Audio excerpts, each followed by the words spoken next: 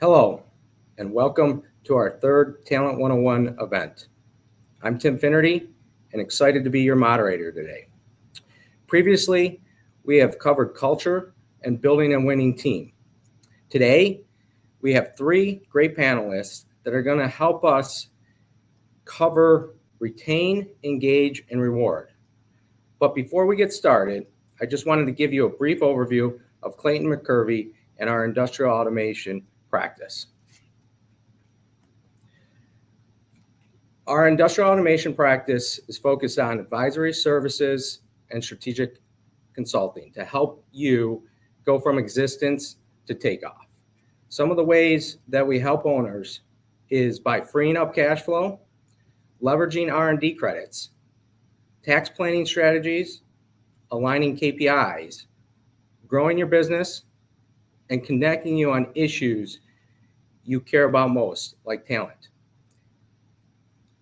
With that being said, we've created a leadership discovery program, which is focused on helping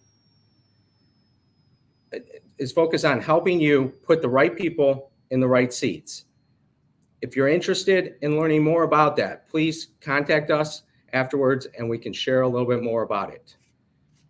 One last thing, most of you, may know that there's a big football game this weekend up at East Lansing between Michigan and Michigan State. And I just wanted to say, go green, go white. And if you didn't know that, I guess you've been living under a little bit of a shell since both game day and Fox Big Noon are going to be there. So we're excited about that. But first, we're excited to learn a little bit more about how to retain, engage, and reward your employees. So today we'll be talking about the impacts of hybrid work, the role of data, clear expectations are key, and why is that? So we'll talk about why that is. And then kind of the onboarding process, because it's different than what it used to be, especially in this hybrid workplace. So before we get started with the questions, I'm going to have the three panelists introduce themselves. We have Stephanie Murphy from Advisa, Preston True from Get TPA Fit, and Sam Hoff from Patty Engineering. Stephanie, if you want to start. Yeah, thanks so much, Tim, and welcome everybody. Really excited to be talking about this critical topic of retention, engagement, and rewarding employees. I am a strategy and talent optimization consultant with Advisa, and what I do is I help organizations utilize data, insights, and put them into action through training, coaching, and development. So I'm really thrilled to be here with the team to talk a little bit more about what we're seeing within our client insights, as well as globally when it comes to hybrid work, and be able to support the conversation today. Thanks. Great. Thanks, Stephanie. Preston? Well, Tim, thanks so much for having me, and welcome to everybody who's listening and watching. So simply said, I'm in the world of helping entrepreneurial leadership teams achieve their ideal level of fitness. And so when you think about successful organizations are going to be confronted with new levels of chaos and complexity. And when that happens, they're calling on me to help them implement some simple but proven organizing frameworks that help them delete that chaos, earn more, and fall back in love with their business. So Monday mornings are more enjoyable than they have been in the past. We're seeing a lot. I mean, the biggest complaint that clients have right now is around the people part of their business, and it's frankly, it's complaints about existing folks. It's about the transition. How do we operate? How do we attract the right type of people, and make sure that we set ourselves up with the best team possible? So it's a treat to be here and just share more of what I've been learning. Sam, last but not least. Tim, go green.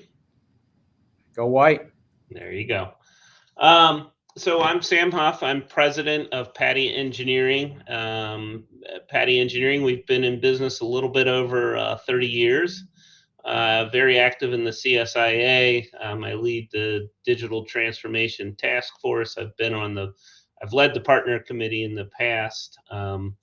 Sometimes people ask me where the name Patty Engineering is, the CFO. I was at our Texas office last week, and I was joking with somebody in a they said something like, well, management said this. And I said, you understand management is code for Patty because she is the final decision maker on all decisions.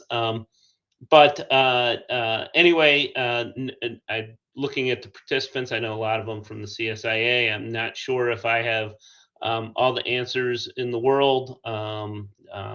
We've struggled in the past with retention. Some years it's good, some years it's bad. But lately, knock on wood, and I am really firmly knocking on wood, it's been really good with some of the stuff that we've done. So anyway, that's me. Great. Appreciate it, Sam. So before we jump into the questions, we have some questions that we're going to ask the panelists, and they'll answer, and we'll give everyone a chance to answer. But if you have, the audience out there, if you have other questions that you'd like to have answered, we got 3 different people here, 2 people that are very strong in helping companies build their talent and retain, engage, and reward, and then a business owner that has seen it for 30 plus years. So, if there's something that you like to ask, please do, and we'll go from there. But before we get to those questions, I guess let's start, Stephanie, first with you. Considering all that goes into company's culture, what are the key areas a company should focus on to increase their engagement? Yeah, I think first of all, we have to recognize that we have an engagement problem. Sometimes organizations do step into this and they just say, everybody's fine, or we're just doing fine and we're just moving through this. And so that's probably the first and foremost is, what does engagement look like in the organization? And once we have that, there's really 4 levers that we can pull to increase engagement. So this has been researched for years and years. Gallup has done tons of work around this, but those roles are job fit, right? Getting the right people into the right seats, team dynamics. So do we have the right people on the team doing the right kind of work and interacting accordingly? Managerial effectiveness, like what does that leader look like and how well can they position the team? And ultimately the cultural and organizational implications. So do we have clarity on what those goals are? Do our managers know how to lead to those particular goals? Can the team support that? So those are the 4 areas. Great. Preston, any thoughts? Well, I'm going to highlight probably more tactically or specifically something that Stephanie pointed out too. I mean, I guess I could probably put it into all 4 of those categories of job fit, team dynamics, managerial effectiveness, and culture. I keep coming back to a quote that was shared with me years ago: the root of all unhappiness is uncommunicated expectation. And so if I'm unhappy, the first place I'm going to look is, number one, what is the expectation? Because we all have them. Anyone that tells you I don't have any expectations is frankly not telling the truth. We all have expectations, but what are they and have we communicated them? So if there's a job fit, do we have absolute clarity, and have we communicated that clarity in terms of what are the core roles and responsibilities? How do we measure progress? How do we measure winning for that particular job? So, I would support all of that with an underscore of, in my world, my job is to dumb business down in many ways, to just simplify it and to say, like, boy, if we can just get expectations clarified and then communicated, engagement goes up. Yeah, I just want to build on that, Preston. I think that that's so critical, is having that clarity and that clear expectations. And I think there's 2 parts of it. There's the technical sides of the role, like what do people need to do? And then you have your behavioral sides, is how do we need to do it? And if you don't know, Preston and I do a lot of work together. So I really value the way that he thinks about the structure. But certainly we have to think about the behaviors of like what needs to be done and how those behaviors contribute to the culture and help us to keep the people that we need in the organization. Thanks. Hey, Sam, on that point, like thinking back, as you talked about briefly, you said, retaining people in the past was a little more difficult. But lately it's been better. Have any of these things that Stephanie or Preston just talked about help through that process? I think a lot of so often in our world, employees get stuck on a project. They don't know why they're doing this project, or what the goal of this project is, why this client is important, or they kind of feel like people have forgotten about them. So I talked earlier. I really love the book. If you can get a copy of it, Drive by Daniel Pink, and it's really why people work, why they're excited to come to work and all. And we talked about autonomy, mastery, and purpose. They have the autonomy to do the project in the best way they see fit, with some overview and all, but they have autonomy without being micromanaged.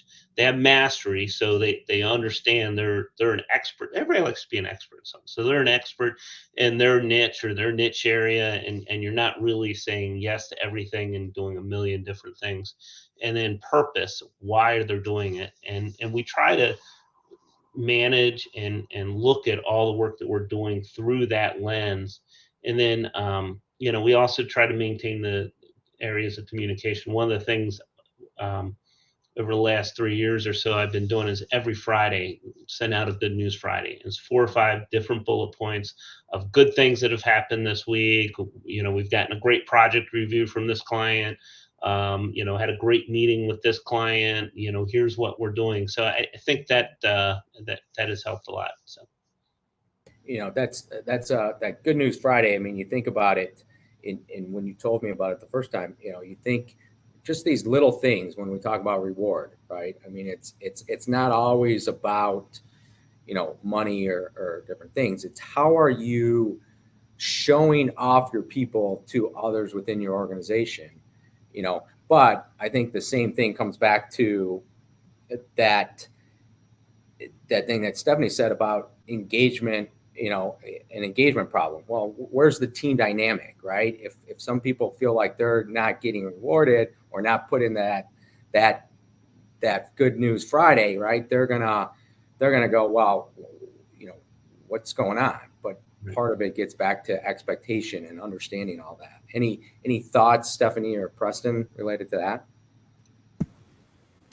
I'll jump in on the Good News Friday thing, because I think what that really does is it casts a message out to the organization that says, we are going to recognize these things, and this is how we recognize success in the organization. Tim, to your point about the team dynamics, it often comes back to the manager.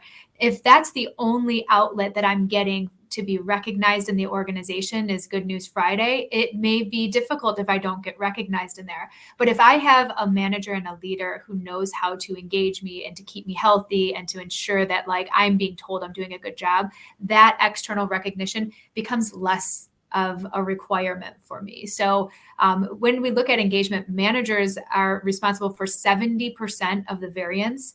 And you've probably heard it before, people join companies and they leave people. And so where we can create strong and effective leaders, we can start to get a pulse on where that engagement is going up front. And then also being able to recognize when is the right time for me to put them in Good News Friday. And if they're not going to be captured in Good News Friday, how do I create that level of recognition for that individual as well?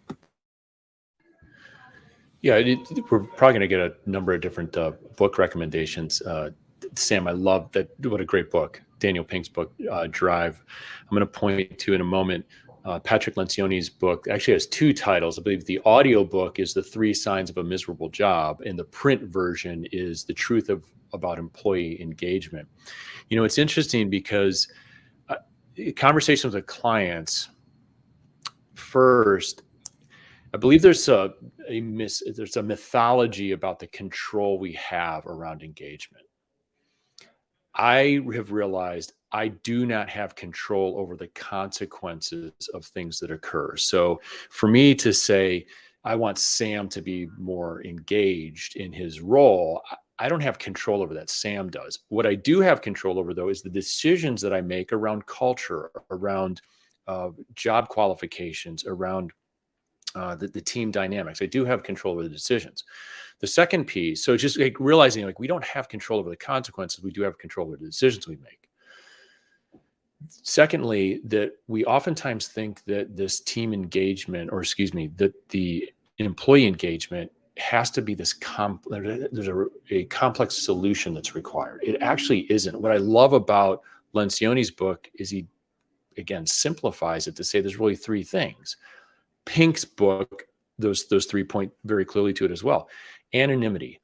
Am I known inside the organization? If I show up every day and people don't recognize me, then I'm not long for that organization. I love Sam's Friday note, because it could be that you spotlight something that Tim did this last week. That's Tim being known, helps with the anonymity. Irrelevance. If I can't connect specific dots to the work I'm doing today and how it has an impact on the organization, the projects that we're working on, I'm going to say, what's the use? And then third is the immeasurability. I always joke around in my hockey world, like you get two teams playing hockey on the ice, and you even have two officials out there. There's no scoreboard. What do you call that? You call it practice. You put a scoreboard up. That's the only change you make, and it now becomes a real game. And so, is there a difference in the level of effort and the level of commitment and the level of tenacity in a game versus a practice? Well, coaching hockey for a while, I'd say yes. I think it's the same holds true. So Lencioni just does a great job of just explaining like that anonymity, irrelevance, and immeasurability. If we can solve for some of those and make decisions that support those, we might get better engagement. Great. So let's move on to another question here. Preston, we'll start with you on this one. What do you see as the most common frustration companies have in retaining, engaging, or rewarding employees? Needed to find that unmute button there, Tim. That I'm going to go back to the clarity and the history of communication of those expectations. So in my role with clients, it really boils down to two things. There's a culture fit. How do I fit into the behavioral guidelines of the organization? And then there's a productivity fit. How well do I fit with the technical requirements of the role? And for me, as a owner or as an employer, to not clarify and communicate expectations there, I'm going to be wildly frustrated. So again, at the risk of oversimplifying, I want to go back to, have I done the best job I can to clearly articulate what it looks like to live out the core values, what it looks like to live out the behavioral guidelines of our organization? Do I give examples that will allow people to replicate that particular behavior? Have I clearly articulated the core, what I'll call obsessions of a role? Like the three things that Stephanie has to be obsessed about if she's sitting in this particular seat. And have I created a couple of numbers that help Stephanie answer the question, did she win this week or lose this week? If I've communicated those two things with absolute clarity, it's going to help alleviate that frustration. So for me, the number one cause, I just haven't clearly articulated culture, and I have not clearly articulated productivity. Yeah, Preston, I would agree. I think, Stephanie, you probably have some thoughts, but one of the things that Preston said, and maybe you can help the audience and myself maybe better understand, would be, cultural fit, when you're hiring. But now that it's so hard to find people, how does that come into play? Because, it's almost like you need a seat. You need to put people in a seat, but potentially long-term, they might not be the cultural fit. How do you handle that situation? I think that was directed at me, Tim, so I'll pick up here. But yeah, there's a lot of discussion around what does it look like to be a cultural fit. And I think especially in the overlay of like the DEI conversation, as we start to talk about, how do we not just hire the same people who are like us over and over again? One of the things that we are really challenging organizations to look at is not just the cultural fit, but the core value fit. Because when we start to identify what those core values are and what's important to us and how we operate as far as an organization goes, then we can start to allow our cultural framework to grow. And ultimately, we want a culture that has diverse experience, but doesn't necessarily deviate from some of those core value norms. And so Preston had made the comment too about like, what are those passions that we have? And I think there's a real benefit of being able to clearly articulate and define that, because as a social person, I have a passion for talking with people and interacting with people, but you've got some individuals on your team who really would prefer to have more heads down kind of work in their core passions. And so as we start to understand, again, those values and the behaviors that support those values, that's the next step to it. Like, here's what we believe in, and then here's the behaviors that we want to see. Then we can start to have more cultural diversity within our teams that help us to perform at higher levels. So just another add-on to that, and either, any of you guys can chime in, but I know, Stephanie, you're working with a mutual client, and we talked recently that one of his focuses is on this DEI side of things. And, you talk about culture or core values. Are you starting to see, would you change the core values that might include some of this stuff? Or what are you like? What are some of the thoughts that then, again, getting more engagement or retaining more people, you're really trying to get back to that? So in our world, and I'd love to hear how other people are approaching this, because I think that, we are in uncharted territory in a lot of ways, and we're trying to look at what are the levers that we can pull and how do we navigate this more effectively.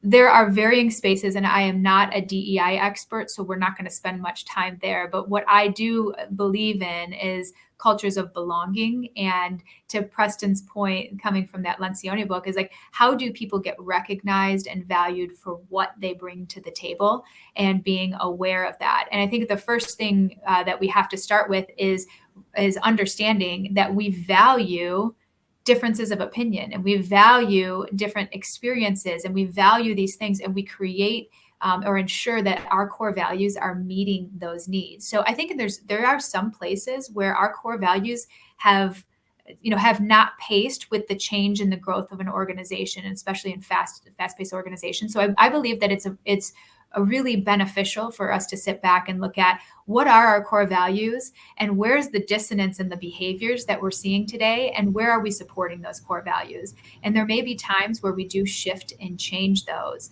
but we also want to ask, do our core values allow for people to come and be their full selves?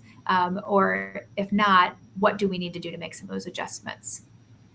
Great. On that point a little bit, you said, valuing the differences of opinion. And I think, Sam, maybe in your organization, how have you, created a culture or within your teams to have those differences of opinion, and what's helped engage people to still, want to do something, even though maybe at the end, their opinion, you went the other way than what their opinion was. So it's interesting. I think that comes from the top down. People have to feel empowered to say, hey, you know what? You're going down the wrong path here. We shouldn't be pursuing this project because it's way too much risk. We shouldn't be doing this and when you have a leader that kind of leads with a heavy hand, it's my way or the highway, that can be very disengaging for employees. So they got to feel like they have the ability to stand up and, really kind of question what direction the management's doing. And I can tell you, like, some of the best moves I've ever made were moves that I thought were going to be good, but then you start talking to the people that you work with and all that stuff, and they kind of steer you away. And usually they're right. You got to kind of listen to that input. I mean, bottom line, the decision falls with the manager, but the employees have to feel like they have a voice and their voice is valued. Otherwise, they're and I think that's important, and that comes from culture. So Yeah, on that, Preston, I know you work with many different companies, and they're at different stages in their life cycle and stuff. What have you seen from your standpoint of what works the best? So, at the risk of stepping on some toes by saying this, changing of core values can occur. When I see it occur, probably more, if it changes, I'll say it this way. Core values frequently get used as marketing slogans. That's the absolute wrong thing to do with core values. So I'll just simplify what I want to say. So please don't give your core values to your marketing department to create. Core values are guiding principles. So Tim, I'm going to make an assertion here that, if I might not make it on this list. That's the preview into what I'm about to say. You're going to invite some folks over for dinner on a Friday night. If I said, Tim, who are you going to invite right now? You'd the best people that you could spend a Friday night dinner with. Who would that be? I bet you could come up with some people really quickly. Well, why'd you choose them? You give me some examples. What about the people that called you and invited you, but you paused for a moment? You hesitated. Oh, do I really want to go spend a Friday evening with that Preston guy? Like, what is it about Preston that would have you pause? So inside of that, like when we can really look at what is it that would have me be an emphatic yes or have me be a hesitant yes is going to point to what core values may be. So once we can articulate those, and I want to come back to something Sam said because it's so important. Whether, Sam, you meant to say this or not, what I heard was you've built a team, and likely culturally, of people that no matter where they are in an organizational framework chart, they're willing to raise their hand and say, hey, we're not going down the right path. Like, we should not go there. And that's fantastic because then it hits the brake pedal for a moment and pause. And if we operate in the absence of defining foundational behaviors that make room for people to share their opinions, to honor the opinions. One opinion might not be a fit for this particular circumstance, but at least to listen, then we're well on our way to actually creating a culture with people that are a great fit. No, I really like that. I think one of the things, so let's take this in a little bit of a different direction. Thinking about what we're saying here, how do you believe like now this hybrid type work has influenced some of this, right? Because you're not, the thing I see in our organization as well, I think the not being next to each other all the time definitely has some impact. And how you even think about think about team dynamic or anything related to that, because everybody still seems to be busy and all that, but you're not doing that water cooler talk. You're not doing those things. So how do you be successful in this new model? Like, is there certain things that you're seeing that you need to change? I mean, again, it's going to come back to, the people that you have, but, if you were going to give some guiding principles or some thoughts to others out there, what would that be? And whoever wants to start can start. I think somewhat it's a technology issue, right? You have to be able to have ways to collaborate, and ask those water cooler questions in an easy way. One of my fraternity brothers, I was talking to him. He's at one of the large automotive makers, and he's on the product side. And when this whole pandemic started about a year ago, we were talking. He goes, the problem is we're missing the 10 5-minute meetings that we have a day, where a younger engineer has a question for an older engineer, and he goes down and sees his cubicle or goes to his office, says, how do I do this, and you miss that because everything has to be scheduled through meetings and all that stuff. Well, if you really start using some tools that you can ask some of those questions, or you can say, hey, give me a call when you get a chance, because I just want to ask you these questions. Because how do you mentor, how do you bring along these young people that are starting and are trying to learn your culture? And a lot of times I tell you, up until March of 2020, I was in this office every day. Now I'm in this office maybe 3 days a week. I might work at home, and Patty will kick me out, um, and it's how you collaborate, even though you're not in the next cube. And I think technology helps. I think you have to be purposeful in how you're trying to do that. But it is a challenge, but it's an opportunity too, because now you can your geographical range of where you're looking for resources and talent isn't limited to 30 miles away from the office, right? So you could have employees, and we have a couple remote employees even before the pandemic, but certainly that's an option going forward, even more so. So.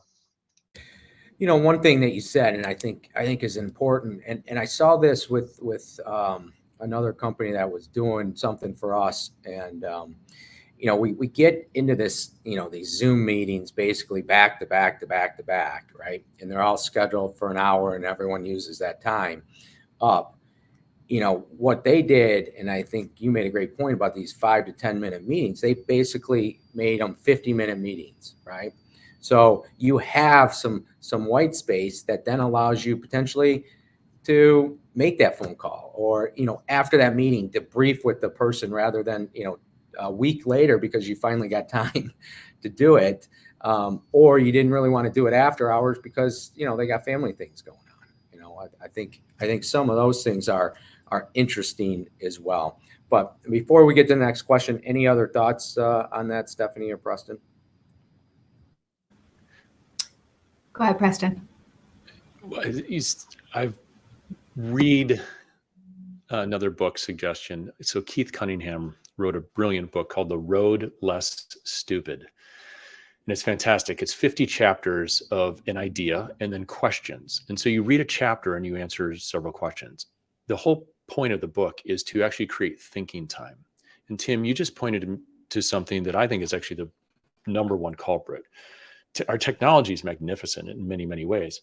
It's also one of the greatest evils that we're dealing with, because if I can be here in my office and be on these virtual meetings, what do? My tendency is just to cram as many. I don't have travel time anymore.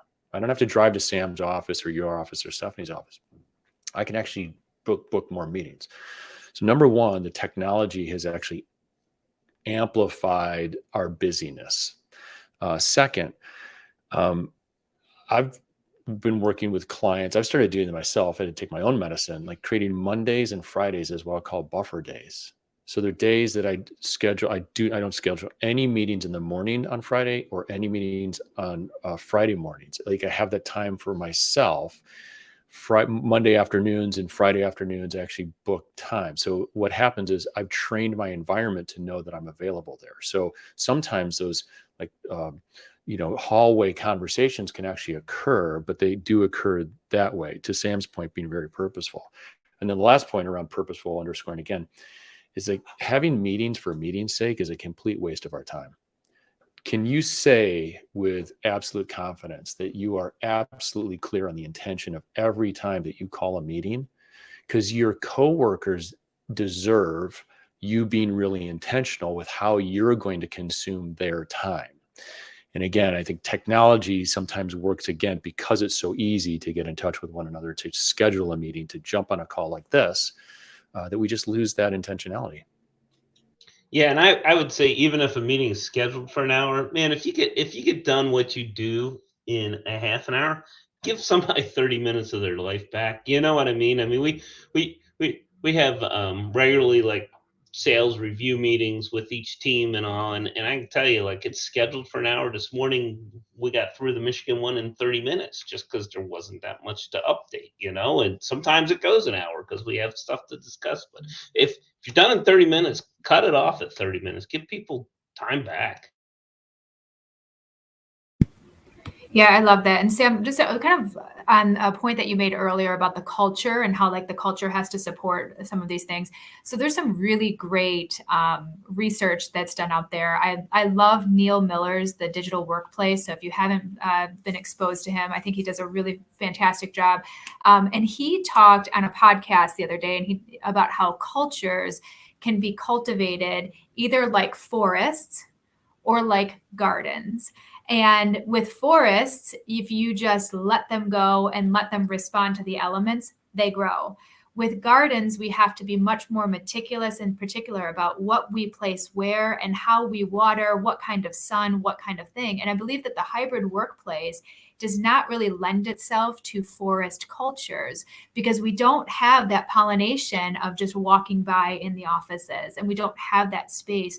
So really, how do we think about the elements that go into the garden that we are creating, and what do we need going forward so we can respond in ways that say, like Twitter, for example, that starts with their slogan, Twitter AF, Twitter asynchronous first. And so they start with that idea and then asking ourselves the questions, what does need to be a meeting, right? Some things that are informational don't need to be meetings anymore. We can record a video and send it off to somebody and say, get with me if you have questions. And so I think we need to rethink a little bit about how we utilize those digital tools.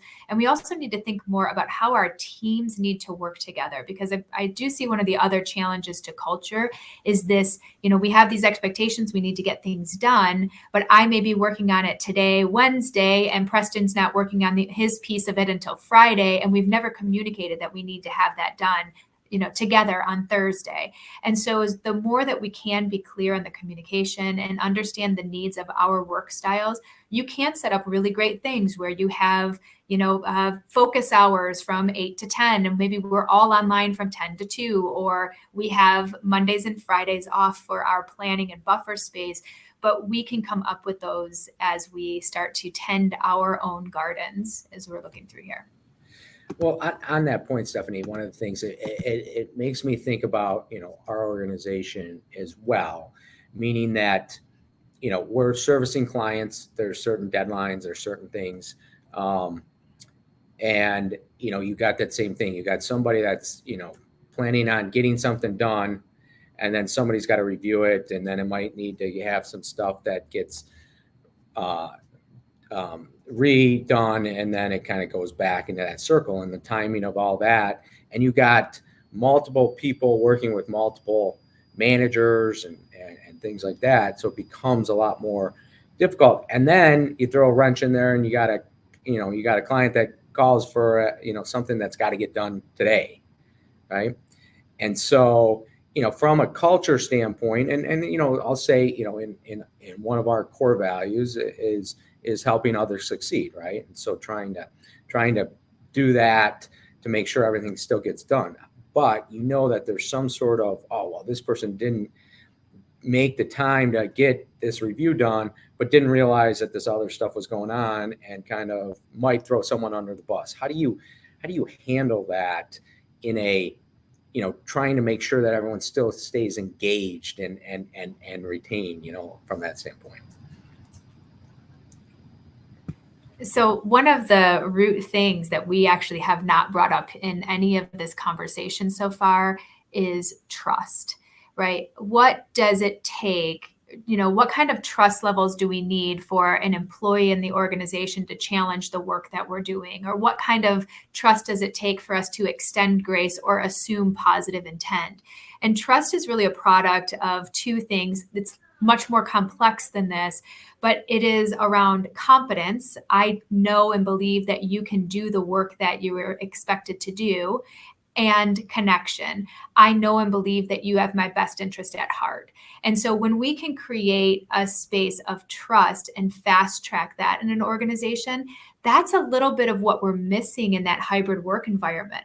Because for some people, I'm going to build trust very quickly if I just have coffee chats with you on a regular basis. And for others, I need more, like, you have to prove your work to me more. So if I'm not having these regular brush ups against you inside of the physical space of the organization, how do I know that you know what that job looks like? And so those are questions we have to ask for the organization is what do we need to do to make those connections and to build trust faster? Tim, we use tools, and there's a lot of stuff that's out there. We happen to use the predictive index to help us understand and fast track people's work styles and why they are looking at things the way that they do, and how we communicate to try to use that kind of stuff to fast track. But as we're looking at our tech stacks in our organizations, we have to be thinking holistically about those things. And a tool like predictive index or other tools that are out there, those are all part of like the tech stack things that we can leverage to better understand people and provide that space for grace and trust. That's good information. Preston, any thoughts there? Otherwise, I know we got some additional questions out. We have one question here from the audience that I kind of wanted to touch base on. I'll let Stephanie, Preston, or Sam, take this one. The question is basically, he's saying my managers didn't attend this presentation, but they are the ones who are on the front lines with employees. What are one or two tips you would offer to get managers aligned with their employees? In other words, is there an obvious, ROI for managers themselves if they work to engage employees? And how would you, and I would probably take to that same thing, right? The predictive index is going to tell you that certain managers need to do it one way and the other managers do it that way. So there's probably not a, one size fits all type of tip. If I had to go with only one tip, assuming we don't have data tools, assuming we don't have any other feedback, is really those managers need to be open to getting feedback from their direct reports. And so if there's nothing else that they would do, I would say, hey, what am I doing that's actually working? What are the things I need to keep doing? What are the things I need to stop doing? What are the things I should start doing to be more effective as your leader? And so if we have nothing else, if I can just be open in that space, it sends the message in two ways. One, I'm connecting with you and I care about you. And if you actually respond to that as a leader, you show your leadership competence and you can start to build that. So again, we get to that faster point of trust. So that would be my hard and fast if we only had one thing to do in the moment that you could take right away. And, most of our, managers, of our different offices and all, they're engineers by trade. So they're not really outgoing. They're not touchy-feely. And you need to be able to give them resources to help them learn how to manage. And it's, we have an outside consultant we work with that actually meets with those people individually. So, hey, maybe they can complain about us and the senior management of the team, but, help them find ways to engage with their employees and build that trust with their employees, because it's not, and I've seen cases, and we've made the mistakes in the past of a guy's a great engineer, he's got to move to the next position. Well, you can promote somebody beyond what they're capable of doing too, you know what I mean? And you need to really give that that middle management the tools and the resources to help them become better in their jobs. So if there's one thing, it would be at a minimum, I'm a manager and I have a number of direct reports, is at a minimum on a quarterly basis, have a check-in conversation. And it could be a very simple agenda. It's how do we have success or failure on our projects this past quarter? How are we doing in the roles and responsibilities you have for the seat that you're sitting in? And how are we doing on measuring progress? And so when you think about it, it's like our priorities, our roles, and our metrics. I mean, it could be as simple as that. But I want to point this back to what Stephanie brought up, is trust is so powerful, but how do we put that into practice? Well, a quarterly check-in conversation, number one, that Sam and I are meeting, is a connection point. So going back to half of the equation of trust is we have a regular routine of connecting.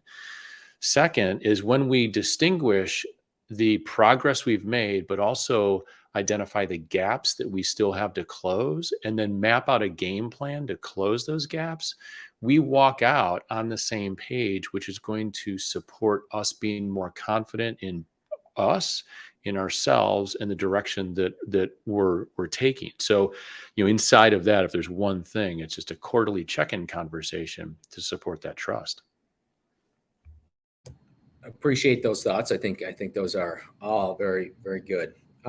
So we got about 15 minutes. Let's hit a couple more questions here. If the audience has anything else, please share. But Preston, I'll start this one. This is I know a huge one for us as well that we're continuing to talk about. But how important is the onboarding process to long-term employee retention, engagement, and satisfaction, especially in this new age of work? So I'm going to look at the pitfall first that we encounter. Similar to recruiting, I believe that we approach onboarding as a short-term event versus a lifelong journey. So it's just a quick tangent. Recruiting oftentimes is approached as a firefighting event versus a strategic initiative that happens all the time. So you go back to today where it is a challenge to find people. If our recruiting pipeline is not more full than our sales pipeline, we're missing an opportunity as an organization. Now, onboarding, what do I mean by onboarding being a lifelong journey versus a short-term event? Think of it as, especially now, if our number one job is to help me be engaged. You're not going to keep me engaged. That's my responsibility, but to create an environment for me to be engaged. What if we approached onboarding in kind of a 3-phase process? The first phase is early on if Stephanie hires me, and it's the connection phase. So phase 1 is connection. We get to know a little bit more about one another. That's a great opportunity for assessments, to talk through what those might look like, but just getting to know one another. Maybe that's the first month. Phase 2, content. So when you think about, all right, what do I need to know so that I can do my job most effectively? What do you need to know so that you can help me do my job most effectively? That's where, like, introduction to learning management systems and getting me trained up. And maybe that's the first several months. And then third is, like, I don't know, month 2, 3, but in perpetuity is phase 3 is confidence. So are we immersing ourselves in culture? Are we offered opportunities for promotion to do great work? Are we challenged to take on bigger and more difficult projects for us? And so again, if I come back to what I think the biggest pitfall is, that we treat onboarding as a short-term event versus approaching it as a long-term journey with a number of phases. Any other thoughts there, Stephanie, Sam? Yeah, I love that you talk about confidence, Preston, because really, I mean, that is the currency of productivity, right? Where we are confident, where we know and understand, and confidence is coming from, I have that job knowledge, I'm connected, and I have clear expectations, right? So I think there's so much that comes into that. I think the onboarding process in the hybrid space and in the remote space brings its own set of opportunities and challenges. But I think we need to be thinking about how do we actually create those levels of connection faster and more effectively? What, again, are the technologies that allow us to do that and allow us to get people working to the best of their ability, no matter what the situation, by creating that level? So love the insights there. Sam, sorry, cut you off there. Oh no, I one of the things that Preston I thought rang true was the quarterly check-in, at least quarterly check-in. I think it can be really, the annual review, right? Okay, well, what are they going to say about me this year? What sins did I commit 10 months ago that are going to be brought up? What's the checklist? I think the more you can check in as a manager to your direct reports and check in more frequently during the year, the better it is than holding off for an annual review. So, well, I think the point that you make there, and that's the next question that I think we're going to get into a little bit with data. But I think about it from our standpoint. We're, accountants do financial statements like 12 plus months after after stuff has happened, right? And so, what real insights can you give, right? We all know in theory at an annual review, really where you're at, but it would be nice, or somewhat where you're at, but it would be nice, yeah, if those more touches for sure let you know, because then at the end of the year you feel like, oh yeah, okay, I know exactly and my expectations were there. So and so I guess from that, the question would be, how can data contribute to more meaningful and robust work cultures?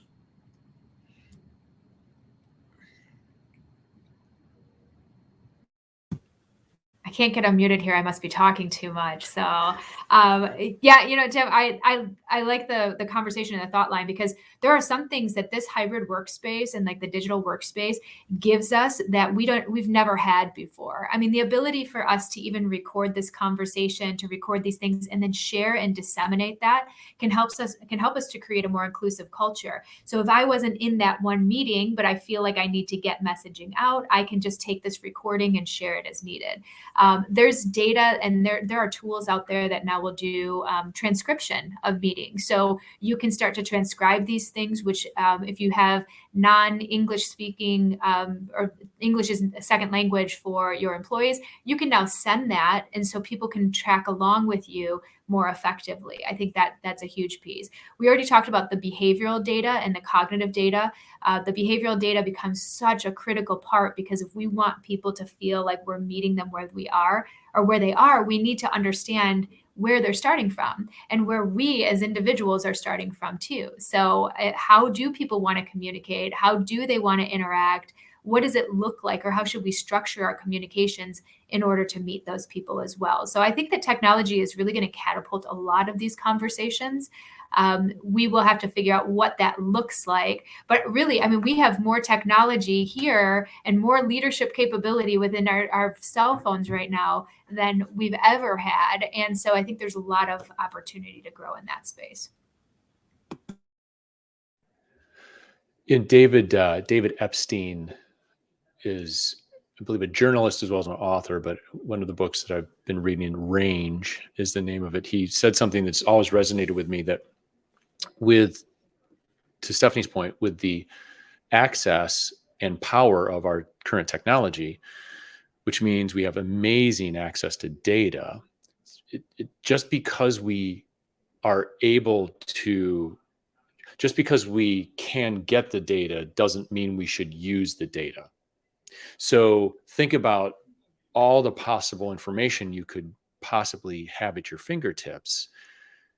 Just because we can measure it does not mean we should. And so he poses the question, rather, let's look at it a little differently. What is most important to measure? The data is available, but it's the filtering process of going through that to make sure that we're measuring far less, but it's the most important for us. And in the work that I'm doing with clients, I boil it down to, how do we best measure progress? And progress is, I believe, more wisdom comes from leading indicators, which are not readily available. We have to do some experimentation to get to them, because leading indicators are typically behaviors that lead to ultimate outcomes. So if you think revenue, everybody measures revenue. It's a lagging indicator. It's after the fact. Goes back to Sam's example, like, what are they going to bring up, that I did 10 months ago, rather than having regular conversations? Well, what if every week I measured a couple of behaviors that lead to a desired revenue number? Let's measure that. That's really important. And so I'm going to go back to, there's lots of data for us, but I've found a more important and more valuable question is, what are the behavior indicators that are most important to measure versus measuring everything? Yeah, I think that's very important. So we got 5 minutes left here. I wanted to summarize a couple things and then give you guys one last chance to give some final thoughts, as well as, we threw out a bunch of books. So maybe another book that's out there. One of the ones, and we read this a while ago, that I liked was basically, now I can't remember the author. I have to look at it on my phone. But first, break all the rules. So kind of just thinking a little bit outside the box and different things, and having that ability, I think, trust out there as well within your organization to do some of those things. But I do a few takeaways that I thought that I wrote down here. One of the first things that Stephanie said, recognize what is an engagement problem. Right? What is an engagement problem, and how do you get to that thing? And Preston, I think you said the root of unhappiness, has to do with expectations. So let's set those things. The clarity. We talked about trust, but one of the biggest things that I thought that I really liked too was, like we all do, sales pipeline. So the recruiting pipeline, we've talked about that in the past. How do you put that together and continue to focus on that as well? Because you got a lot of people that may have left, or or different things. How do you connect into that whole thing? And really, I think that really can set you above, to get that talent, by having something like that. So I really like that one as well. So I'll let Stephanie start, and then we'll move to Preston and Sam on last thoughts there. Yeah. Stephanie, you put yourself back on mute. Sorry, there we go. I said, so I myself, I took out a lot of takeaways from this conversation, and I thought it was really powerful. Is just thinking about the clear expectations that we need to set for our employees and for our organizations, and how do we help ourselves get to that point of clarity, and then align behaviors ultimately so that we can retain the kind of people we want to. We can create environments where they can feel engaged and feel like they're using their best self. And ultimately, when people are in environments that they feel are engaging and support who they are by nature, there tends to be that natural intrinsic reward. We didn't talk much about the reward piece, but if we can start and create environments where we are allowing people to find that intrinsic internal reward, then the extrinsic things that we put into place really are the easier part of the combination. So thanks for the insights today, everyone. Yeah, so just two of the biggest takeaways for me, Stephanie, I love that definition of trust. It's that combination of confidence and connection. And you simplified the whole idea for me. And then Sam, and you're pointing to Daniel Pink's book, Drive, and that autonomy, mastery, and purpose. It's really interesting because what I heard you say, maybe not the words you used, was really posing the question, like, how can we help our teammates accomplish what they want to accomplish versus what can I expect from them? And I think if we set ourselves up to lay the groundwork for helping create an environment so they can be autonomous, they can pursue mastery, and they can be really connected to the purpose, is so critical to that engagement. Sam, before you start, there was Stephanie on the book title, and I missed it too. I think there's a question you cut in and out a little bit. So what was the book that you mentioned? Was it Paul Miller? You're still on mute again. Oh, so, Neil sorry. Miller. It's Neil Miller, the digital workplace, and it's he's got an online thing. There's actually a really cool assessment, so you can assess where you are as far as the levels of like digital readiness. So, and I think it's the digitalworkplace.com. I will get that for you guys so you can share it out with individuals. Great. And Sam? Yes. And I think really engagement recruiting a process. If you see somebody and they've had 8 jobs in 10 years and then they're going to come to work for you, well, maybe maybe they're, what's going to make you different from the last 8 employers.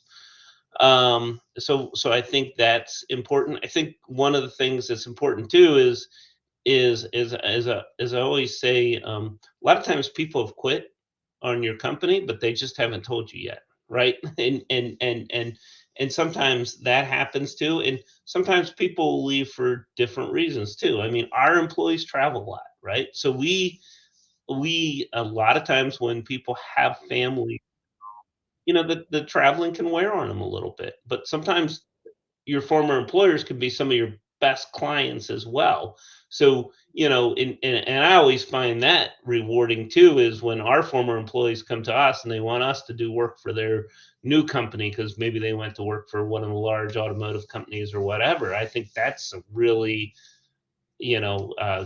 shows that they kind of believe in the culture or whatever. So, I go back engagement and the autonomy, mastery, and purpose. And boy, I don't have all the answers. I've been doing this for 30 plus years, and a lot of what I've learned is from the mistakes I've made along the way. Well, I really appreciate all your guys' insight. We ran over just a couple minutes, but for the audience, and this is recorded, we'll send out the slides and the information for the people. But I thought this was really engaging. Hopefully everyone got something out of it. I know I did. And thank you again, Stephanie, Preston, and Sam. I can't thank you enough for participating in this. Thank you, guys. Have a great rest of the week. Thanks, everyone. Appreciate it. Thanks. We'll see you soon.